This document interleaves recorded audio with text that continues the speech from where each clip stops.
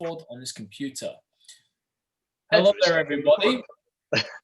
Yous are all now on the Astraea's very first cooking show. I don't even know what we're going to be doing, like with the explanatory side of things. So obviously, with this being the very first one that we're going to be working with, Chef is going to take us through one of his beautiful gourmet dishes. And what we'll be doing is, obviously, there's a couple of the members that are on who can ask tons of questions about why he has thrown this together, what's the benefits of having a dish like this, and just some general chit-chat and some banter. So what we'll do is I'm going to hand the dance floor over to Le Chef. So, Chef, what are we making today? So we're going to make, purely because a few folk have asked about it, and like Kyle has been harping on about it for quite some time. So we're going to do a breakfast burrito, which is a recipe from the coffee shop Primal. So it's pretty simple. The kind of main benefits, I think, really are just to like get actually a pretty decent sized portion of veg first thing in the morning. Plus you've got like loads of eggs in there for a bit of protein, bit of bacon for protein, which is kind of like my go-to breakfast anyway. I like eggs and bacon. Yep. Avoiding like a lot of like high kind of sugary things first thing in the morning. I've put cheese in there as well. That's like an optional extra, but you know, I like cheese. As you get smiling as well. Yeah, like, big thumbs up from like the majority on this call anyway about the cheese. Yeah. So I'm down with that. Yeah. So like I'm not really sure. Like obviously we kind of loosely planned this, and just like the format, I think I'm just going to talk through and like basically give you like the kind of overview of stuff. Like I'll go through how to make stuff, and like you don't have to obviously follow along. You don't need to be chopping ingredients or whatever else. But I'll just kind of talk you through the processes of what I'm going through. Yeah. And then we'll just see where we end up. I know AK is going to record this, but maybe over time we'll develop this and we'll add some other bits and pieces, or like other members will want something to share. So we'll see how we go. So I posted the ingredient list obviously up on the Astraea private page. I'll post a method at some point as well. But to be fair, like all the vegetables are just going to get diced up into like basically like a salsa. So it's going to be like an uncooked salsa pico de gallo. So all the veg is going to get chopped up, a little bit of salt, a little bit of lime juice, and that's going to be your kind of like veggie base. If anyone's ever been into the shop and had a burrito before, they'll know that's what it comes with as a side.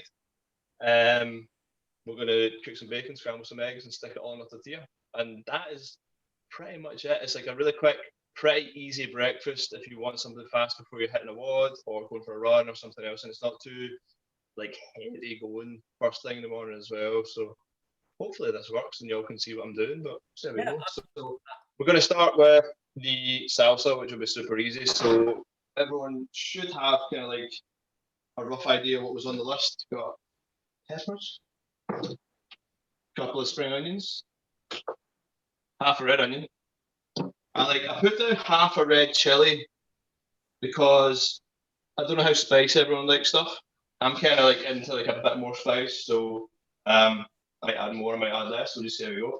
All we want to do, the best way I've found for like dealing with peppers is take the bottom off, take the top off, and like in here, see this with them. See if you just split down one side of that, then we can cut the center all the way out. So we take it all the white flesh, and you've got like a nice big wide strip. I need to put my hand up. That is probably the best way I've ever seen someone peel it. I don't do that. Like I literally chop the top and then I get my knife and scoop it. It's probably the most dangerous thing in the world, but I just stick my knife in and then just scoop it out and flick it out. And then I'm like playing around with all the seeds. Yeah. That is the cleanest way I've ever seen anyone cook. So I do, yeah, like so just start with like this. Yep. And then literally just go straight through. So all that chef step stuff. This is totally worth its money in gold already. Yeah. just for that. All right, you're also demonstrating the benefit of a sharp knife too. Yes. Yeah. Like hopefully I'm not gonna like end up cutting myself because you know I'm kind of out of practice with this kind of stuff. So like we need to sign waiver. By the way, it just reminded me. I think we need to start doing some waivers for this as well. I'm not gonna lie. I really think we need to do waivers. Do not kill yourself with sharp objects, people. Please. Yeah, I mean obviously having a sharp knife is like massively beneficial, and I always advise like whenever you're cooking to have a sharp knife simply because the benefit of having a sharp knife is you put less pressure into chopping anything, and therefore you're in less danger of like applying like overly large amounts of pressure, which is going to like slip or come off or actually injure you. If you have a slab knife, you treat it with a bit more care. Are you very old school? Do you have like a pummel stone where you kind of wet it and then you sharpen it? No, I've got just a straight up like a diamond steel. What is it? Like this thing. Oh yeah, all right. So, like this, you just like strike along nice and gentle. Yeah, but that was just me. I was just like thinking maybe like some sort of like wushu warrior from like the old school Japanese days when they used to like sharpen their samurais. But nah, it's just me. I'm just I've never actually learned how to cut on a whetstone before. It's probably a skill that I should have, but I don't. Right, so once you've got like all your veggie bits and pieces, I'm literally just going to cut stuff down, and I'm going to say make it as big or as small as you like. Doesn't matter massively. Like just if you get it into like bits. So like I'm gonna dice the peppers, not like really small, like I don't know, kind of like you see like this sort of size. Does that work? Yes. It's not like tiny. So do that with like your peppers, both of them, your red and your green. And if you want to add like multiple peppers. The other thing that I'm not adding to this salsa, which you can add if you have a preference, is tomato. Mm-hmm. So again, not like it doesn't need to be in there, but I just kind of like sometimes miss it out, sometimes put it in. It depends how I'm feeling. The only thing I will say that you should maybe try and dice pretty small is the chili, because obviously you don't want like massive chunks of chili. I mean, unless that's your thing. So I'm gonna dice the chili up, dice this up, and like hopefully. I mean, the way that I'm seeing you doing it makes more sense to like some of the posts that we created earlier on in the week, because we were just trying to inform folk about getting more vegetables in your diet in general. Like clearly what you're doing there is you've automatically added in 2 to 3 different options of the vegetables, and you've made it look so straightforward and simple. And the thing is as well, like, I mean, got recommendations really is like say you should have like 5 fruit and veg a day. It's actually closer to 7.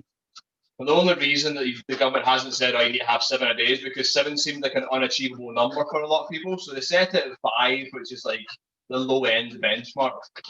Now, do I agree with it? No. Do I try and eat as much veg as that every day? I probably don't, and I should, but I like snacks. Yeah, but I mean, like, well, looking at it like a double-edged sword, I mean, why do you think people probably don't eat that much vegetables? I personally feel like from asking people over many years, it's folk don't know how to cook. Yeah. I think that's basically it. And they're too afraid to be adventurous with their food. They're just taught in a way of like, this is what I've always had since I was a kid. So it's in that way of like, it's a bit of a shame. Like more the younger people who are trained, I ask them saying, what do you have for breakfast? And they're like, cereal, because that's what I've always had, or I've had toast, or like a sandwich which I've just thrown together. And you're just kind of like, well, I mean, the terminology of breakfast is to break a fast after your sleep, obviously, but it's basically been mainstreamed of this is what we classify as a breakfast. So I mean, when I used to bodybuild, I ain't gonna lie, like, see, the first thing I had some things in the morning was like steak from like cooked overnight, and it was just like, like, why are you having a steak first thing in the morning? And I'm going, I'm not. This is the thing, like, I think your eating habits are defined by how you've grown up, and I think in the UK especially as well, like a lot of people like view vegetables as just that like wee extra thing that you throw on the side, and vegetables are like a bag of like frozen peas or like some fucking carrots out of tin or something, rather than like having something that you like. Making a meal out of vegetables is like kind of easy to do and kind of fun to do. Like I'll eat like vegetarian meals every so often just because I feel like I like bumping up on veg, but I do tend to try and have like maybe 2 or 3 portions of veg. Most days I like 2 portions of veg, like a main course and stuff. Like I've been lacking eating fruit recently, and I'm feeling it, and I really want to eat more fruit, but I'm gonna start getting back on that. So while we've been chatting, all I've done is like diced up all my veg, kind of like nice and small, kind of like into a rough like coarse salsa, because that's how I want it. So all I'm gonna add to that now is like my lime juice and like a tiny little crack of salt, just to help like the salt will draw out all that bit of moisture and create almost like kind of like a sauce, but not. The sauce is actually really good for like nachos and like chips and stuff as well. So it's got like a multi-use. It doesn't just have to be with this. So we can like play about it and do other stuff. Chef, Which, if I'm lazy and I have a bottle of lime juice in my fridge, is that just as good as using a fresh lime? like it's like obviously lime juice in the fridge is pasteurized, so it's not going to be. You're still going to get the benefit of the vitamin C and stuff out of it, and it's still going to taste the same. So you're not going to have that much of like an issue with it. So yeah, like definitely. I mean, if you can get fresh, obviously get fresh. But if you have it, use it. So we're going to let the salsa sit for like a couple of minutes, let that everything bleed in and out a little bit and get all tasty. We're going to move on to like the actual burrito bit. Now, if you want, use any bacon you want. I tend to go with like dry cure bacon because it's not full of water and doesn't shrink. You can use rashers if you want. If you want to like grill your bacon beforehand and then put it in, I'm gonna like do this really easily so I can kind of put it all in one pan and just make it happen. So I'm just gonna take my bacon and I'm gonna dice it a little bit first. Okay. Dice it like to kind of rough chop, and I'm gonna fry it with a little bit of olive oil. I'm trying to use olive oil more than anything else. If you want to put coconut oil in it, feel free. If you want to use rapeseed oil, which is a different glycemic index and it tastes better or whatever, it's entirely up to yourself. I said on the recipe as well for like alternatives. So if you're vegan or like you don't eat eggs and want to do something else, if you've ever done like scrambled tofu before, get some silken tofu. You need to get some black volcanic salt because there's a slight sulfur smell to it. If you ever smell sulfur, it smells vaguely eggy. So you season your eggs with that to give it that egg feel. And if you want to get the colour in it, a wee pinch of turmeric, so you still have the same look and the same feel. You might have to cook it a little bit longer because obviously tofu has a lot of liquid content, but you'll be able to like make it work. And obviously then you can find plant-based bacon or something as a substitute, and most supermarkets nowadays have it, so you should be able to sub in stuff for it. Again, if you want to use like gluten-free tortillas, that's definitely a fine thing. I did say flour tortilla, but obviously you can sub that out. If you want to use wholemeal tortillas, that's fine. If you want to use like an actual corn tortilla, I find flour tortillas is a little bit more flexible and easier. Yeah. So Ian, have you tried out any veggie bacon before, or turkey bacon? Like, do you have any that you would recommend? Yeah, so I don't know, like obviously with COVID and stuff, like floating around, I don't know if they're still supplying. I'm pretty certain they are. So there's a company, a Glasgow-based company, called Faceplant Foods, and they do vegan Lorne sausage, and they also do vegan bacon. So their vegan Lorne is like a soy protein base with like spices and textures and stuff. Their vegan bacon is seitan, which is polished gluten. So the way you can buy like bags of polished gluten and make your own. But if you want to make it, it's like a kind of a long-winded process. So you make like a ball of dough with flour, bread, like a kind of bread dough consistency, and then under running water, you just basically polish it until you polish out all the kind of like flour and just the gluten strands remain. So you end up with this really tight ball that you can then put flavors into, and then you have to poach it and fill it. The guys at Faceplant Foods have nailed their stuff down. Their bacon tastes really good. It's got maple syrup in it. It's got like liquid smoke. It's a good product. I like it. It's probably one of the ones that I've worked with more than anything else. So plus, small Glasgow company, like only started up maybe like a year and a half ago. So all about that local business support. Yeah, How about that? Yeah, exactly. I mean, I'm kind of with that a little bit on that, because sometimes I'm like, because I used to do it obviously when it was like COVID never bloody existed. It was like I always used my Tuesday as like no meat day, like at all. Like I just took it completely out and tried looking at all these different alternatives of like just trying to pack as much vegetables into my diet, like looking for like bean based like meals, like looking at legumes, and 9 times out of 10, like every single time I was kind of going like for a vegan option for a meat-based product, I actually kind of enjoyed it. There was way more flavors kicking about. There was a little bit out there. I was just looking at meals going, I've never even thought about that. It's kind of like when I tried jackfruit as an alternative. I love jackfruit. And I was like, wow, this where did this come from? So Yeah. these are like the meals that I personally want to try and like see if that's a possibility that we can do from home. Because if anyone said to me, Andrew, do you want to make a vegan version of a beef? I'd be like, I wouldn't even know where to start. I mean, I can show you how to make, like, I've cooked with jackfruit quite a lot, and I've made jackfruit curry before. I've made like a jackfruit pulled pork. Oh, It works really well because jackfruit has this kind of like strandy, meaty texture. So when you cook it down, it gets like proper shreddy and tasty. So maybe that's something we can look at doing, like work into a recipe for like a vegan alt. That would absolutely barbecue jackfruit. Yeah. It's good. Yeah. So we can definitely look at that, something like working something like that for sure. So we pan on like half a tablespoon of olive oil into it. I'm just gonna throw my bacon in. I'm also gonna add like a little bit of hot sauce into my wrap. This is again optional. Just depends what you like, but I'm personally like favouring this at the moment. Oh yeah, that was really good. This is Bramwell's Good and Evil hot sauce. It's jalapeno and habanero. It's kind of like sweet and citrusy and spicy at the same time. It's not like overly hot, but it's kind of nice.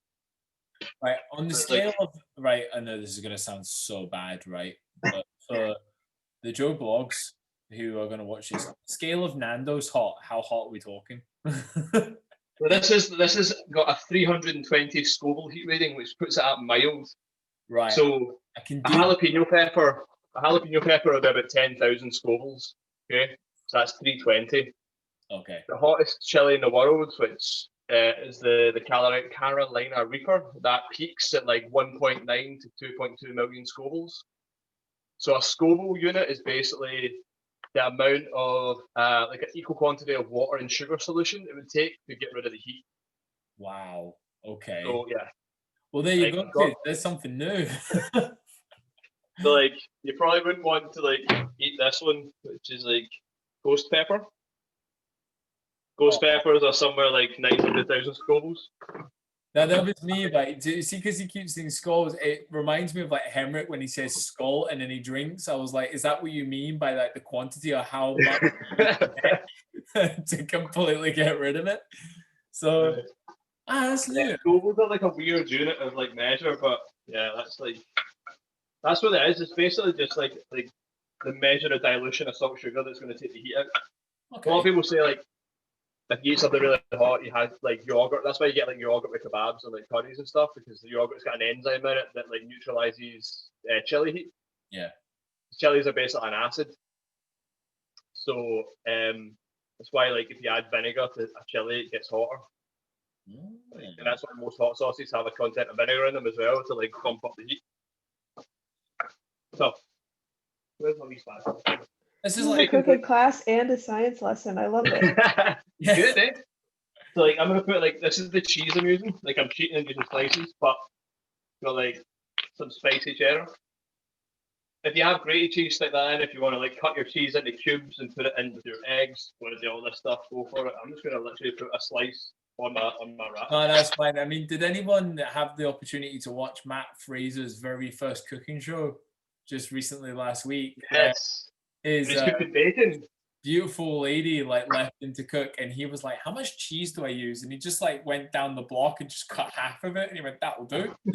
I was like, he has never cooked in his life, and he was like, 3 rations, nah, she's not cooking. That's how I played up my evening snack. I just take a block of cheese out of the fridge, cut it in half, and put that on the plate. Good to go. Blow torch it a little bit and just dip stuff in it. For example, like 2 eggs into my bacon. Again, like with your like scrambly eggs, you know, like a preference, you want them like soft or harder, go for it. I'm gonna say as well, like I don't usually do this. I'm gonna put like a little bit of salt. I don't usually like toast your wrap, but you can do it. If you want to wrap it in foil and put it in a dry pan and just like toast it one side, flip it, toast on the other side. Go for it. I don't really tend to do that, but yeah. Here's a question, Jeff. Sorry. So, see that you fried your bacon. Did you just put the egg straight into the pan with the bacon, and now you're just like scrambling it? Okay, cool. So, like the bacon as it cooks down, like I use lean bacon as well, so it's not got a lot of fat on it, but there is still a little bit of fat in there, so that's going to bleed out when you're cooking it. Mm-hmm. So you don't need any additional oil once you're cooking your eggs. It's going to cook in there. Plus, then it absorbs all the tasty bacon. Because I thought I was going to get absolutely like absolute blasphemy for doing that, because normally I would have to cook my bacon separately in another pan to my eggs. So I'm gonna grab M, and then we're gonna have to hold the camera so you can see how to wrap this, because Kyle's been like banging on at me, like wanting to know how to wrap it till today. I wrap properly. So give me a minute. yeah, absolutely. I know. I love that. It's all about presentation. It's got to look good for the gram, and then it just gets demolished. So. Well, yeah, I had to learn how to wrap burritos because I worked at the Whole Foods sandwich counter for like a year when I first moved here, and so we made burritos. So I had to learn how to wrap burritos when I worked there. Like one of the funniest things I've ever heard you say was when you were talking about working up at Whole Foods. I do like the guy who was like, what did he say? It was something about cheese and a sandwich. Fuck. Can't remember now. Anyway, right, I'm gonna get M to come and like hold the camera here so you can actually see what I'm doing. So. No, that's totally cool. Is this gonna work? Oh yeah. So. Thank you so much for being the camera person for this. This is brilliant. Wrap in the middle. I'm gonna put like all my filling in the center. Okay. You probably know how to do this. I'm gonna put some of this on. Right. So I'll tend to like go in sides first, right? Yep. Sides in. So like take this bottom piece and go up and over. Okay. And pull it back on itself. Pull it back in. And then you've got like these two sides, you literally do the roll back over on top. Brilliant. Right. So if you were going to like toast it, I would then like wrap up and then just like tuck it in. Yep. And you can then like stick that back in the pan and toast it. Okay. But I'm not going to toast it. So I'm going to be like Bobby Basic and just go for like wrap. Right. Then to grab a plate. That is amazing. I mean, did you see how he made that look so simple and so easy? When you're gonna get me numbnuts later going into the middle, back in this, I'm gonna have to like constantly like rewind this section of the video. Keep practicing. My issue is always that I put too much stuff into it, and I always thought it was like the perfect amount, but then I went to try and wrap it, and it would just be they falling apart. Right, so like this is like literally you. How simple and straightforward that is. That's all. Like that's it. So like, how long did that take? What's the time on that video? That didn't even take 20 minutes. There you go. No. Right. That's a great. And that was with us all talking. Yeah. Exactly. So like, yeah. So that's how simple that is. For like a quick and easy breakfast is something to like just again like kick your day off. Especially if you're going to like an early workout or something. Mm-hmm. Or again, like I would have this for lunch. I say breakfast burrito. I would probably eat this like most times of the day, to be perfectly honest. I'm not even gonna lie. That would probably be like an awesome snack for me. Like just like something quick and simple instead of just like diving to make something so bland. That's brilliant. But then it's the thing is as well. Like most of the stuff that's on this, you'll probably have in your kitchen. Yeah. I don't know, like I tend to have peppers and onions and stuff lying about anyway, but that's just me. But I usually have wraps here for stuff. I've always got bacon and eggs, so. Plus, it changes the format of like literally just having scrambled egg and bacon for breakfast every day, and you just like mix it up, and you get like a little bit more energy from the tortilla, and you get veg and everything. So. Happy days. Happy days. Does anybody have any questions for the chef for this evening? Because I have a question that you might balk at. If I made 5 of those on Sunday and stuck them in my freezer, would that work? Yeah, you might have a slight issue with like the wraps getting really soggy. That's the point. That'd be the only thing, because the eggs will bleed out once it's like defrosted. So you might get a soggy tortilla rather than like a nice firm tortilla, sadly. Other than that though, you might be alright. But unless you cook the eggs really dry, but then you're gonna have like really tough eggs. So yeah. Okay, it's just a question. You could, I suppose, you could just cook the filling. I tuned out for like about 5 seconds. You could just like cook the filling. So I don't know if you said this, but if you just like cooked the filling, like the eggs and the bacon, and then like made the salsa and just like had those, and then I guess you could just defrost that piece and Yeah. then put it into a fresh tortilla with cheese. And I guess realistically, you could like make the pico de gallo. Yeah. For Oh, a this couple also days. lasts like 4 or 5 days for sure. They actually probably get better after like a couple of days because it's been sitting. Marinating. That's what I tend to do. Like I make like a big batch and just have it in the fridge all the time, like a top of like a salsa drawer. Yeah, because I feel like I would put that on everything or with everything. Yeah, that's great. The thing is, I use fresh chili, but again, you're up in your vegetable intake. Yeah, you just it was right out my mouth. I think that in itself is the one thing that a lot of people need to do is more batch prep, and that's what Catherine has said that she's gonna be able to coach people through, because it's more of a not planning to prepare, it's preparing, like the non-preparing. It's gonna make you fail. So like if you just pick an hour and just be like, right, here is how I do all my prep, and this is how I systemize everything, then it means that it encourages more people to start diving into these dishes and making sure that stuff doesn't go off and everything. Yeah. But no, I mean, I'm looking forward to the next episode already. Like, Yeah. The next one, I want to cook along to the next one. So yeah. We'll plan something for like, we'll have a look at it and see when we're doing the next one. Like if we can do something with jackfruit, if I can get it planned and pulled together, then we'll try and maybe make it a little bit more complex. I don't know, but jackfruit's one of those ones you can pretty much find it anywhere these days. But if we want to keep it again simple and do like, I don't know, like I was thinking like, well, actually I haven't thought of anything else really, but yeah, so we can definitely plan that out if you wanted to look at the jackfruit thing, because I can definitely do that. I think I've got some here. Yeah, maybe we can like do this. I know that obviously this is a live video and everyone's going to be like, right, okay, where are they going with this? What we could do is like once a month, pick a dish that is just extraordinary. So it's like, let me make this as a treat for my friends. It's going a little bit out there, and it's still hitting all the points of like what a healthy lifestyle should be. It doesn't need to break the bank, and it means that it can just kind of make stuff a little bit more enjoyable. But the one that you've done today is just like, I'm stuck. I need everything that's hitting my carbs, my proteins, my fats, my veg content. Simple to make in 20 minutes. Boom, done. And that's it. Like, to be honest with you, it's more of the, how do you make it taste so goddamn good? Now I know. but that's the thing, though. Like it's simplicity, though. It's like there's nothing really in there that's complicated in terms of flavor. It's just like add a little bit of salt, not too much, obviously. Your body does need salt, but not overload. It's the same as anything. And yeah, like just like get a nice ingredient. Well, that's just made me think. What type of salt do you use? I'm like a pink Himalayan salt type of guy. Like that's just my see, it is. It's just that's the best bang for your buck. All right. It lasts a long time. You get like bang flavor. It's actually got like a lot of mineral content and stuff in it as well, so you're getting added benefits. Absolutely, man. With just making your food tasty. Well, I mean, I've thoroughly enjoyed this episode. I want it super short, super simple for everyone. We'll definitely do another one again. Does anybody else have any questions for Chef? No. Sheila, what did you think? Did you enjoy that? That was great. I really enjoyed it a lot. Yeah. Well, I think I'm really gonna take on board what you're saying about the pico de gallo and getting myself some of that sitting in my fridge marinating. Good. Yeah, I would say it'll last up to 4 days or so. But so like obviously if you're batching it, like put it in there. If you want to add like plenty of tomatoes into it as well, go for it.